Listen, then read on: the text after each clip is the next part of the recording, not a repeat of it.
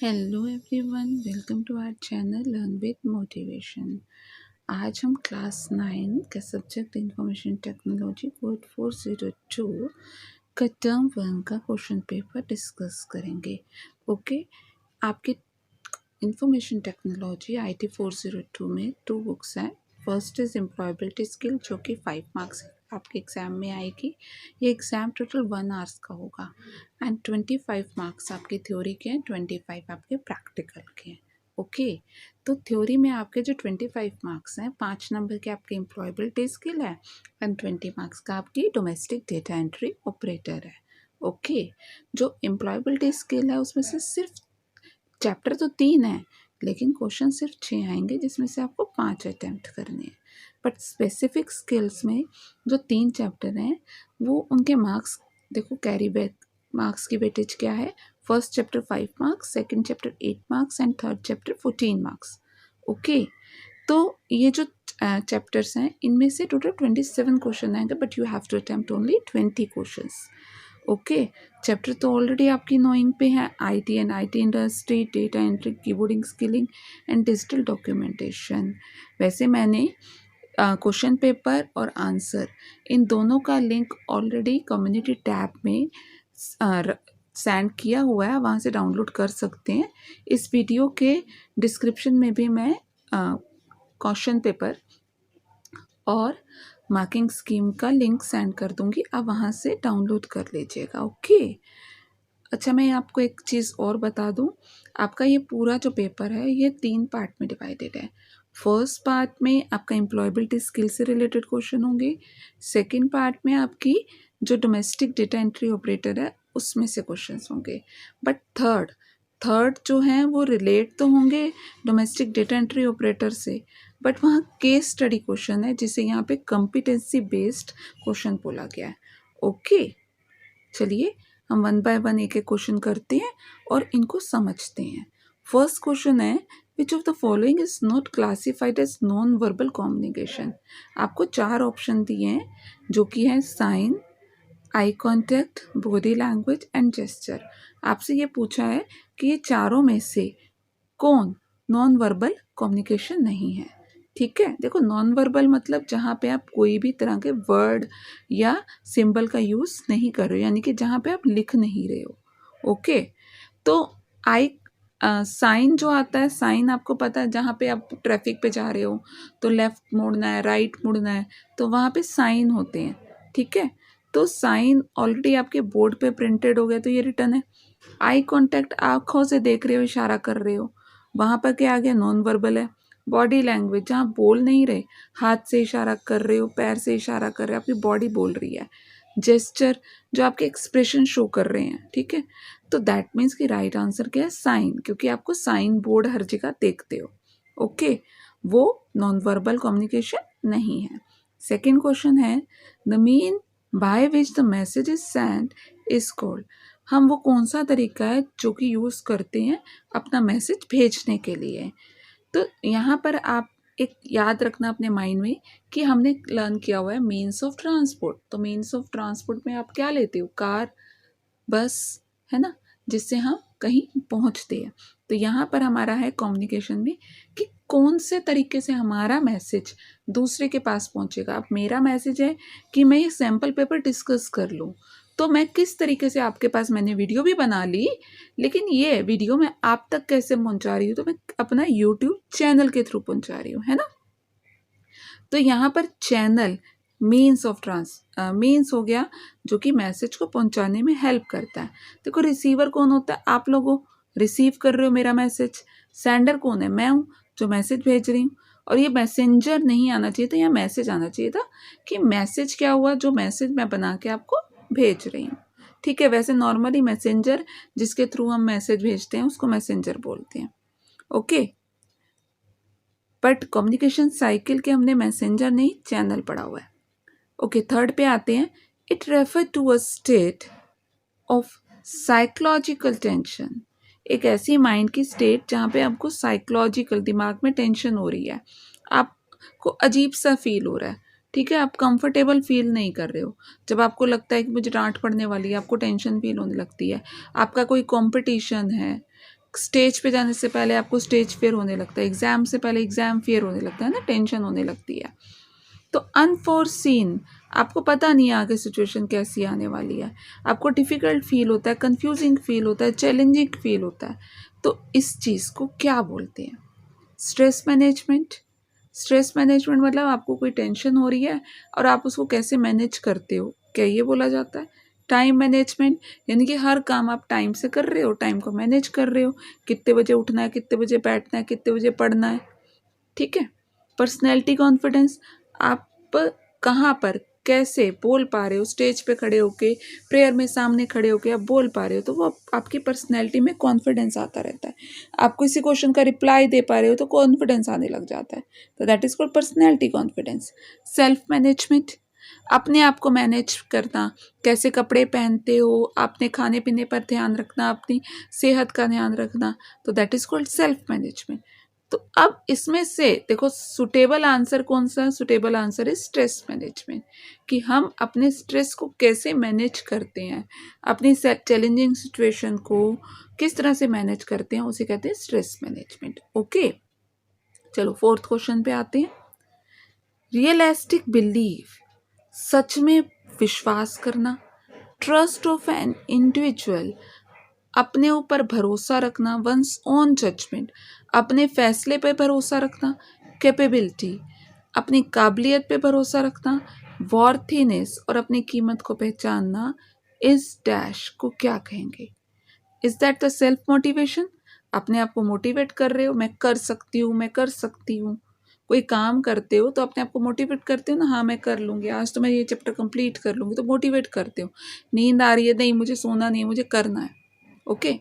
Over confidence, अरे पढ़ने की क्या ज़रूरत है, पेपर तो मैं बिना देखे ही कर लूँगी, that is over confidence. Self confidence, self confidence मतलब अपने ऊपर विश्वास है मुझे, मैं कर लूँगी, तो आप अपने पे विश्वास करते हो, अपने फैसलों पे विश्वास करते हो, उसे कहते हैं self confidence. Team player, team player मतलब मुझे अपनी टीम पे विश्वास है, मैं जो काम करती हूँ टीम को साथ लेके चलती हूँ, प्रैक्टिस कर रही हूँ टीम को साथ लेके, कोई डिसीजन ले रही हूँ टीम से डिस्कस कर रही हूँ। ओके, तो सुटेबल आंसर कौन सा है इसके साथ? सुटेबल आंसर है सेल्फ मोटिवेशन। आई नो मुझे सिर्फ आंसर डिस्कस करना चाहिए, बट मैं सारे ऑप्शन डिस्कस कर रही हूँ ताकि आप इसको समझ सको। आपको लर्न नहीं करना है, आपको समझना है, क्योंकि एग्जाम में कुछ भी आ सकता है। ओके, कोई भी क्वेश्चन स्किप हो सकता है, चेंज हो सकता है। फिफ्थ पे आते हैं। The elementary unit of memory is, देखो एलिमेंट्री का मतलब होता है सबसे छोटा यूनिट, तो मेमोरी का सबसे छोटा यूनिट क्या है? Byte, bit, nibble, kilobyte. तो अगर आपको मेमोरी के सारे यूनिट याद है तो आपको पता है कि सबसे छोटे यूनिट को बोलते हैं बाइनरी डिजिट, जिसमें कि सिर्फ 0 या 1 आता है। तो बाइनरी डिजिट का ही शॉर्ट फॉर्म है बिट, इसीलिए राइट आंसर है बिट।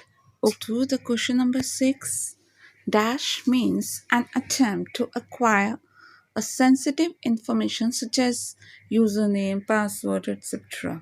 देखो इसका मतलब होता है कि किसी से उसकी सेंसिटिव यानी कि पर्सनल इंफॉर्मेशन को लेना, जैसे कि यूज़र नेम ले लो, पासवर्ड ले लो, एट्सेट्रा। ओके, तो आपको 4 ऑप्शन दिए हैं, that is spamming, farming, fishing and hacking. पहले इन चारों का मतलब समझ लो कि इसका मीनिंग क्या होता है। ओके, देखो स्पैमिंग का मतलब होता है, spamming is a use of messaging system to send multiple unsolicited message to large number of recipient for the purpose of commercial advertisement. Okay, जैसे कि अगर कोई अपनी एडवर्टाइजमेंट कर रहा है तो वो क्या करेगा, 100 200 या हज़ार रेसिपिएंट को सिलेक्ट करेगा, उनको मैसेज भेजता रहेगा, एंड ही और she sending its message, non stop message again and again to the same user. बार बार आपको भेजता है, रोज़ एक ईमेल आई होती है, ये खरीद लो, वो खरीद लो, तो उसको कहते हैं स्पैमिंग, बेकार के एडवर्टाइजमेंट्स कह लो। ओके, फार्मिंग क्या होता है? Farming is similar like fishing. ठीक है, तो फिशिंग समझा देती हूँ पहले कि क्या होता है। कि फिशिंग क्या होता है कि अगर कोई फ्रॉड करता है आपसे, ठीक है, एक फ्रॉडलेंट प्रैक्टिस होती है जिसमें कोई आपको मैसेज भेजा जाता है, ईमेल भेजा जाता है एंड टू इंड्यूस इंडिविजुअल, मतलब आपको मजबूर किया जाएगा कि आपका ये इनाम निकला है, आपका प्राइस निकला है। आपको एक जैसे मछली को दाना डालते हैं ना, तो फिशिंग क्या होता है, नॉर्मली मछली को दाना डालना, तो आपको एक दाना डाला जा रहा है कि आपका प्राइस निकला है, आप अपनी बैंक की डिटेल दे दो। तो आपको मजबूर करता है कि आप अपना आईडी, पासवर्ड, बैंक डिटेल दे दो। ओके, तो उसको क्या बोलते हैं, फिशिंग बोलते हैं, मछली को दाना डालना। फार्मिंग क्या होता है, फार्मिंग का मतलब फसल उगाना होता है ना, तो उसी तरह से फार्मिंग में क्या होता है कि एक वेबसाइट, पर्टिकुलर वेबसाइट, वो आपको ऐसे दिखाती है जैसे ये बहुत ज़्यादा वेबसाइट चल रही है, यहाँ पर बहुत ट्रैफिक आ रहा है, ठीक है, बहुत से लोग इसको यूज़ करते हैं, तो आप पर्टिकुलर गेम को देखते हो, कहते हो अरे वाह, इसको तो बहुत सारे लोगों ने डाउनलोड किया हुआ है, आप भी उसको डाउनलोड कर लेते हो। और वो क्या करती है वेबसाइट, वो आपके मोबाइल पे डाउनलोड होने के बाद, वो ऐप आपके मोबाइल में डाउनलोड होने के बाद आपकी पर्सनल कॉन्फिडेंशियल इंफॉर्मेशन को स्टील कर लेता है। जैसे आपने लास्ट टाइम अभी सुना ही है कि चाइनीज़ कहीं ऐसी मतलब ऐप थे, जैसे ट्रू कॉलर्स था या और भी कई ऐप हैं जिसको कि इंडिया ने बैन कर दिया है, क्योंकि जब आप उसको अपने मोबाइल पे डाउनलोड करते थे तो वो आपके मोबाइल से सारा डेटा चोरी कर लेते थे, आपकी पर्सनल इंफॉर्मेशन को स्टील कर लेते थे। ओके, तो उसको कहते हैं फार्मिंग एंड हैकिंग। देखो, हैकिंग और क्रैकिंग दोनों में बहुत कंफ्यूजन रहता है।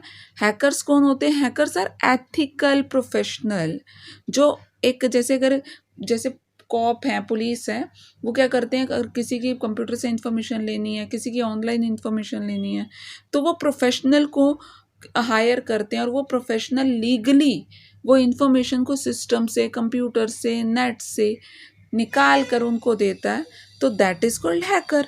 लेकिन अगर यही काम वो अनऑफिशियली, अनएथिकली, अपने बेनिफिट के लिए करे, ठीक है, इलीगल तरीके से करे, तो उसे बोलते हैं क्रैकर।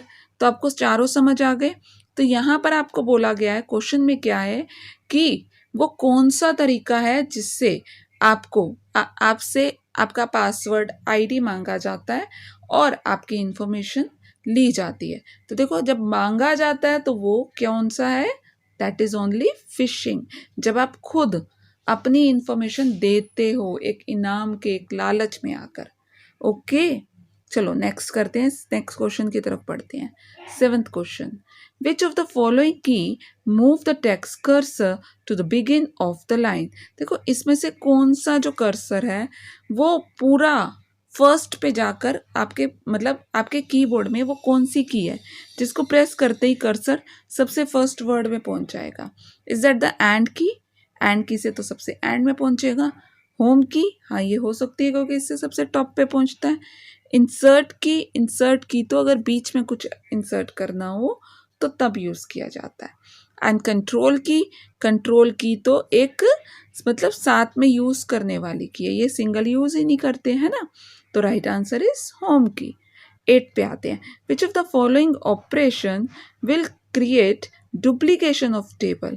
इसमें से कौन सा एक वर्क करेंगे जिससे एक टेबल का डुप्लीकेट यानी कि एक और टेबल बना सकते हो। डिलीटिंग टेबल, इससे तो डिलीट हो जाएगा। कॉपिंग टेबल, हाँ इससे कर सकते हैं। मूविंग टेबल, मूव करना का मतलब कट और पेस्ट होता है, ओके, तो इससे डबल नहीं होगा। क्रिएट टेबल, क्रिएट टेबल से तो नया बनेगा, इससे भी डबल नहीं हो रहा है, एक नया बन रहा है, तो that means the right answer is copy. जब आप कॉपी कर लोगे तो ऑटोमेटिकली उसको पेस्ट करोगे। 9 पे आते हैं, which tab is use to add header in the document.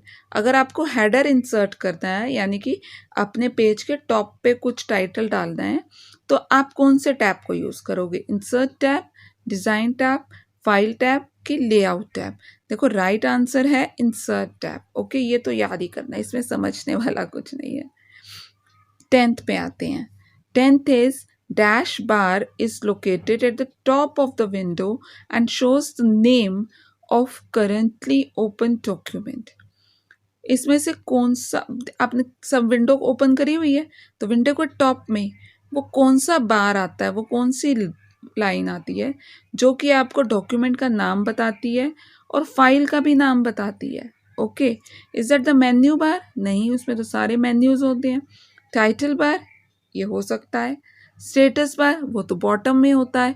Navigation bar, नहीं, नेविगेशन बार भी नहीं होगा क्योंकि वो तो आपको बताता है कि आप कैसे काम कर रहे हो। तो right answer is title bar, क्योंकि वो टाइटल बता रहा है। चलिए 11th कर लेते हैं। 11th is shortcut key is use to undo. Undo के लिए कौन सी शॉर्टकट यूज करते हैं? चलिए सब पढ़ लेते हैं। Option A control C, C means copy, तो ये नहीं होगा। कंट्रोल वाई, वाई रीडू के लिए यूज करते हैं, तो ये भी नहीं होगा। कंट्रोल एक्स, एक्स मैंने हर बार आपको बताया एक्स कैंची की तरह दिखता है, तो that is use for cut, तो ये भी नहीं होगा। तो अंडू के लिए क्या होगा? जेड। ओके, तो लर्न करना, अंडू करना है तो control Z. Question 12, which is not a type of alignment in a word processor? इसमें से कौन सा एक वर्ड प्रोसेसर का अलाइनमेंट नहीं है? याद रखना, हम यहाँ पे वर्ड प्रोसेसर की बात कर रहे हैं। Left alignment, justify alignment, middle alignment and centre alignment. देखो, वर्ड प्रोसेसर के अंदर 4 ही अलाइनमेंट होती हैं, लेफ्ट, सेंटर, राइट, ये तो 3 हो गए, और जब दोनों साइड से इक्वल होता है तो उसे जस्टिफाई कहते हैं। ओके, तो यानी कि ए बी और डी तो कट गए, रह गया सी। सी है मिडल। ये देखो, अगर टेबल होता, टेबल के अंदर सेल होता, उसमें यूज हो सकता था, बट वर्ड प्रोसेसर में मिडल अलाइनमेंट नहीं होता। ओके, 13 पे आ जाते हैं। 13 है dash refer to the fact of raw material which are processed to get the information.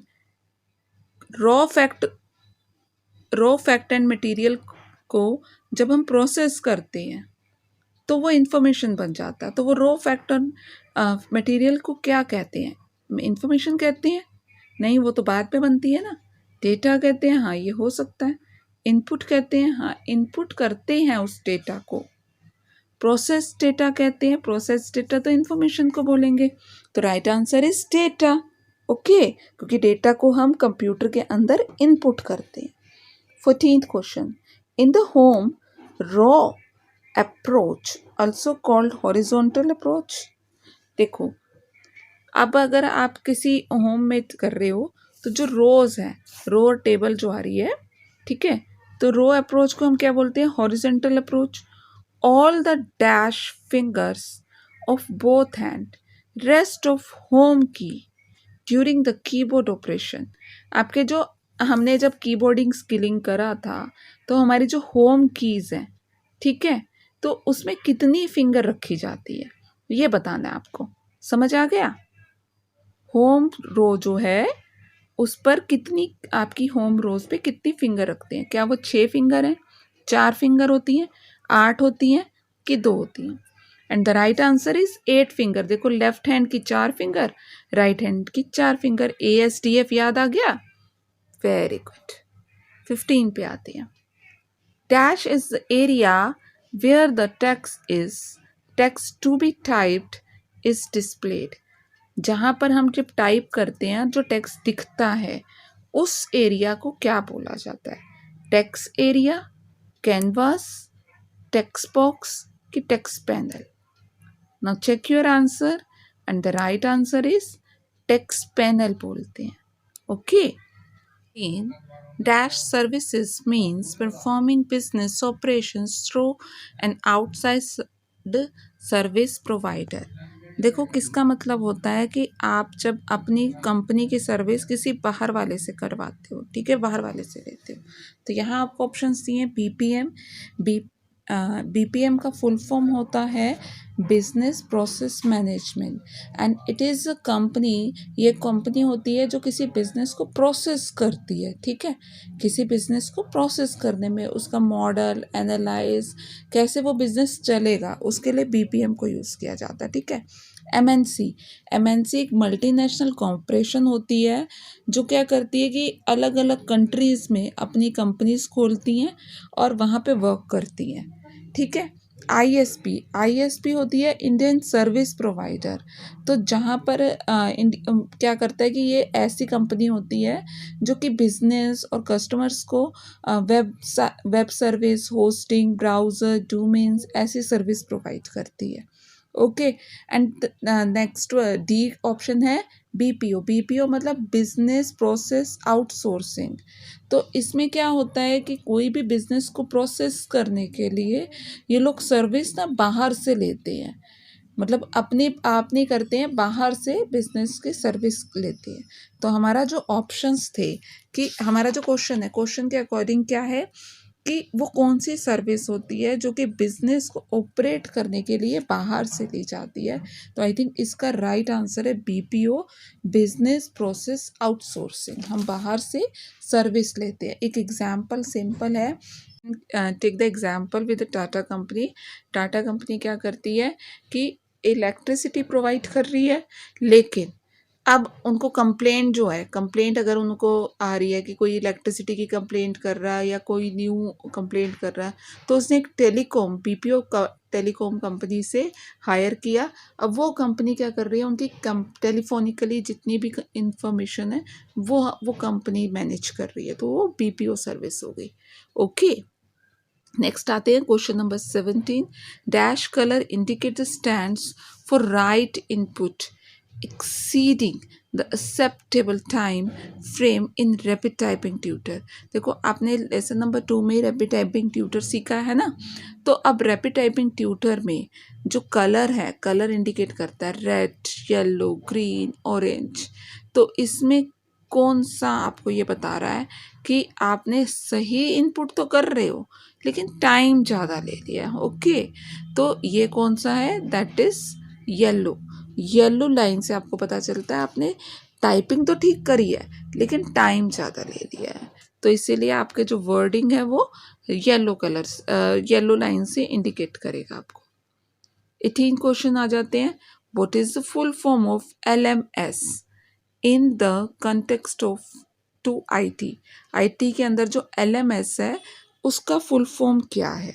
Okay, तो ऑप्शन है learning management software, learner manufacturing software, learning model system, a learning management system, and the right option is D, learning management system।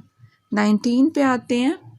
A word processor help us to look up synonyms and antonyms in the options। Word processor हमें एक dictionary की तरह help provide करता है जिसमें हमें किसी भी वर्ड को जो सिलेक्ट करते हैं उसका सिनोनिम और एंटोनिम्स भी मिल जाता है। उस ऑप्शन को क्या बोलते हैं? Spell check, thesaurus, find and replace, lookup wizard. देखो स्पेल चेक में स्पेलिंग चेक होते हैं, फाइंड एंड रिप्लेस में वर्ड को फाइंड करते हैं, उसको चेंज करने हैं, लुकअप विजार्ड में लिस्ट को ढूंढते हैं। तो right answer is threshers. Next question number 20। The default orientation of the page in the word processor is landscape, portrait, print layout और नॉर्मल। देखो ओरिएंटेशन क्या होता है कि किस तरीके से पेज आपके सामने दिख रहा है ना, तो ओरिएंटेशन सिर्फ दो ही होते हैं, या तो लैंडस्केप होगा या पोर्ट्रेट होगा। तो बाय डिफ़ॉल्ट यानी कि जब आप सिस्टम ऑन करते हो, वर्ड प्रोसेसर ऑन करते हो, तो उस समय आपको क्या दिखता है? उस समय सिर्फ और सिर्फ पोर्ट्रेट है। तो right answer is portrait. 21। A dash is arrangement of rows and column. जब रोज एंड कॉलम एक साथ आपके सामने होते हैं तो उसे क्या बोलते हैं? Table, cell, range, formatting. देखो यहाँ पे रोज, कॉलम्स प्लूरल में दिख रहा है तो उसको हम टेबल बोलते हैं। अगर आता intersection of row and column तो उसे सेल बोलते हैं। अगर आता सिलेक्शन ऑफ सेल्स, ठीक है, selections of rows and column, तो उसे रेंज बोलते हैं। क्लियर? तो right answer is table. 22 question है। Question number 22। Which of the following a way of selecting a word in a word processor using mouse. Mouse से अगर आपको किसी वर्ड को सिलेक्ट करना है तो आप क्या करोगे? Single click, double click, triple click, scrolling, क्या करेंगे आप? चलिए आपको बता देती हूँ। सिंगल क्लिक से कर्सर आता है, जहाँ पे आप सिंगल क्लिक करोगे वहाँ कर्सर आएगा। डबल क्लिक से वो वर्ड सिलेक्ट होगा। ट्रिपल क्लिक से वो पूरा सेंटेंस सिलेक्ट हो जाएगा। स्क्रॉल अप करने से पेज ऊपर जाएगा, स्क्रॉल डाउन करने से पेज नीचे जाएगा। तो right answer is double click, क्योंकि हमें यहाँ पे वर्ड को सिलेक्ट करना है। Question number 23, ITs is also called, ITs को और क्या बोलते हैं? The cover of entire operation which exploit information technology for improving the efficiency of organization। देखो IT स्कोर क्या बोलते हैं, क्योंकि उसकी वजह से हमारी किसी भी ऑर्गेनाइजेशन की एफिशिएंसी, उसके काम करने की काबिलियत बढ़ गई है। Web enabled service, web page, computer service या business? And the right answer is web enabled service. देखो जैसे कहने का इंफॉर्मेशन टेक्नोलॉजी एनेबल्ड सर्विस ना, तो आईटी को हटा के वेब कर दिया तो वेब एनेबल्ड सर्विस। ठीक है, याद रहेगा। चलिए क्वेश्चन नंबर 24, एफ और J are called as dash. F और जे जब आप कीबोर्ड में हैंड रखते हो, जो होम आपकी कीज होती हैं, ठीक है, तो होम कीज में जो एफ और जे है उनको क्या बोलते हैं? उनको होम बोलते हैं, फिल्टर बोलते हैं, गाइड कीज बोलते हैं या स्टिकी कीज बोलते हैं? Now tell me the answer. देखो होम कीज तो 4 और 4 8 कीज होती है ना, होम कीज जहाँ पे हमारी फिंगर रखती हैं। हाँ जी, बिल्कुल सही। The answer is guide key, guide key बोलते हैं इसे। Question number 25, there should be at least dash centimetre distance between your eyes and the screen. ये तो भाई आपको लर्न करना पड़ेगा, कि इसमें आपको कुछ हिंट नहीं है कि आप जब कंप्यूटर पे काम करते हो तो आपकी आंख और आपका मॉनिटर, उसमें 60 से लेकर 65 सेंटीमीटर तक की दूरी होनी चाहिए। ठीक है, तो राइट आंसर इज बी, आपको लर्न करना है। Question number 26, the dash is the one which display the result. ये आपको रिजल्ट दिखाता है of the lesson which has been already completed. जब आप रैपिड टाइपिंग में टाइप करते हो तो ये आपको रिजल्ट दिखाता है। लेसन एडिटर है, नेविगेशन ट्री है, स्टैटिस्टिक विंडो है, रिजल्ट विंडो है। And the right answer is statistic window, क्योंकि वहाँ पे कंपैरिजन आता है कि फर्स्ट टाइम आपकी इतनी स्पीड थी, सेकंड टाइम आपकी इतनी स्पीड होगी, तो ये आपको रिजल्ट दिखाता है। ओके, अब हम कंपिटेंसी, यानी कि आपको एक सिचुएशन दी है, उस सिचुएशन के अकॉर्डिंग आप आंसर बताओगे। ठीक है, अब देखो मिस्टर रंजन है, वॉन्ट टू राइट एक्स की पावर 2, उनको ये टाइप करना है। ठीक है, but when he right it shows x2, लेकिन जब भी वो टाइप कर रहे हैं तो वो x2 दिख रहा है। ठीक है, 2 x के साथ आ रहा है। Which option he should use to at the proper place. अब 2 को पावर बनाने के लिए वो क्या यूज करे? सुपरस्क्रिप्ट, स्ट्राइक थ्रो, सबस्क्रिप्ट या चेंज केस। देखो कितनी बार आपको ये बताया मैंने कि ऊपर जा रहा है तो सुपरमैन बनाओ, तो सुपरमैन मतलब सुपरस्क्रिप्ट। ओके, याद रहेगा। अब सुपरमैन सुपरस्क्रिप्ट, और जब इसी को अगर आपको H2O, 2 क्या करते हैं, पैरों पे आता है ना, तो वो सबॉर्डिनेट सबस्क्रिप्ट। आ गया समझ? स्ट्राइक तो काटता है, एक्स को काटा हो तो तब स्ट्राइक थ्रो यूज करते हैं। ठीक है, और चेंज केस काफी लंबा है, वो कभी और डिस्कस करेंगे।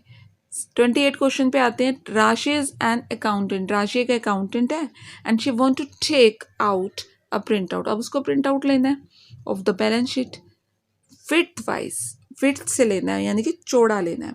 विच ऑप्शन यूज, तो अब उसको कौन सा ऑप्शन यूज करना चाहिए to print the document so that the height of the page is less, जिससे हाइट कम हो और चौड़ाई विड्थ ज़्यादा हो।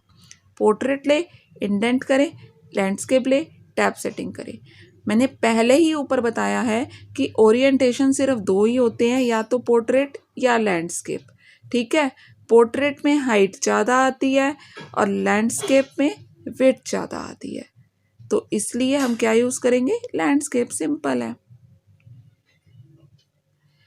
गरिमा has created document in a word processor. Garima ने क्या करा है, वर्ड प्रोसेसर में एक डॉक्यूमेंट बना लिया है।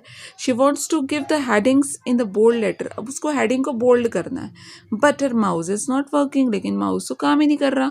Can you suggest her the shortcut key. क्या अब आप उसको शॉर्टकट की बताओगे? किसकी बतानी है shortcut key? Bold key. B for bold, B for, बिल्कुल सही, control B. Control I, I मतलब इटैलिक। कंट्रोल यू यानी कि अंडरलाइन, ठीक है। कंट्रोल डी मतलब डबल अंडरलाइन, तो कंट्रोल बी यानी कि बोल्ड। कंट्रोल बी यानी कि bold. Question number 30। Doctor Akshat is a medical practitioner. He needs to perform a surgery for his patient.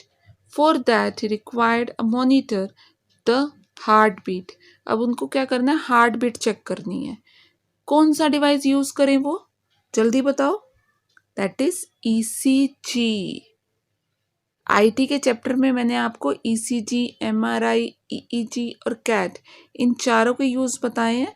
अगर इनको क्लियर समझना है तो आईटी का चैप्टर एक बार दोबारा समझ देख लेना।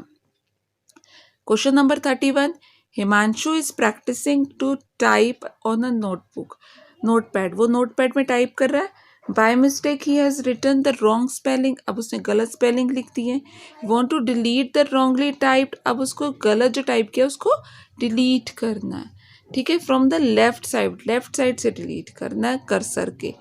कौन सी की उसको यूज करनी चाहिए जो कि लेफ्ट साइड से डिलीट कर दिया है? क्या वो डिलीट की है, क्या वो बैक स्पेस की है, रिटर्न की है, या पॉज की है? And the right answer is back space की। बैक स्पेस की लेफ्ट साइड से डिलीट कर दी है और डिलीट की राइट साइड से डिलीट कर दी है, ठीक है। रिटर्न की तो एंटर की को बोलते हैं। Clear. Question number 32। Gautam has prepared a project for his school. Gautam एक प्रोजेक्ट बना रहा है वर्ड प्रोसेसर में, और उसके जो डॉक्यूमेंट में ना, he want to change all occurrence of word. कुछ वर्ड आ रहा है व्हेन, तो उसको वो चेंज करके वेयर करना चाहता है। क्या यूज करना चाहिए उसको ताकि वो एक ही बार में चेंज कर दे? ठीक है, चेंज केस यूज करे, ओरिएंटेशन यूज करे, फाइंड रिप्लेस करे, या सिर्फ फाइंड करे। ठीक है, देखो चेंज केस में तो अगर हमें कैपिटल लेटर स्मॉल लेटर करना होता है तब यूज करते हैं। ओरिएंटेशन में पेज का लुक लंबा करना है, हाइट बढ़ानी है या कम करनी है, तब यूज करते हैं। फाइंड एंड रिप्लेस यूज करेंगे क्योंकि पहले फाइंड करेगा वेन को और फिर वेयर करके उसको रिप्लेस कर देगा, सिर्फ फाइंड नहीं आएगा। Okay, last question. Namita's teacher asked her to practice keystroke of numeric keyboard। जो नमिता की टीचर है ना, उसको उन्होंने कहा है कि एक की स्ट्रोक बनाओ कीपैड में। She notice that the keypad works in dual mode. उसने क्या देखा, जो कीपैड है ना मेरा वो डबल चल रहा है। Identify the key that help in changing the mode from numeric to arrow key. अब उसको वो की बताओ जो कि न्यूमेरिक की को एरो की में कन्वर्ट करे। बताओ, स्क्रोल लॉक है, नम लॉक है, कैप्स लॉक है, या ऑल्ट की है? न्यूमेरिक की पैड की बात हो रही है। देखो न्यूमेरिक की पैड में सिर्फ एक ही की वर्क करेगी, दैट इज नम लॉक की। उसको लॉक कर देगी नंबर को तो फिर वो नंबर वर्क नहीं करेंगे, ठीक है। तो right answer is num lock.